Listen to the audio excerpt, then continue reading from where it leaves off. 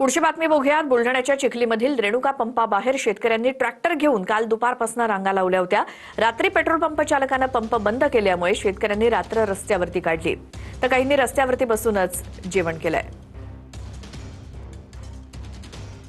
Tractor चालक मालक शेतकरी जे आहेत ते कालच्या जवळपास 10 वाजेपासून डिझेल मिळावं म्हणून रांगेमध्ये उभे आहेत. जी लाईन जी दिसते आहे, आपण जर पाहिलं जिकडे नजर जाईल तिकडं ट्रॅक्टर चालकांची वाहन चालकांची ही जी लाईन जी आहे ती आपल्याला दिसते.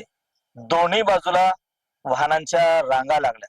या पेरणीच्या मशागतीसाठी आम्हाला पूर्ण डिझेलचा साठा त्वरित आणून द्यावा, यासाठी मी शेतकऱ्यांना आपण सर्व सरकारला विनंती करतो. ह्या सगळ्या अडचणीचा सामना करत ते या ठिकाणी फुटपाथवर झोपले, फक्त डिझेलसाठी. कॅमेरामन निलेश देशमुखसह गणेश सोळंकी, TV9 मराठी, चिखली.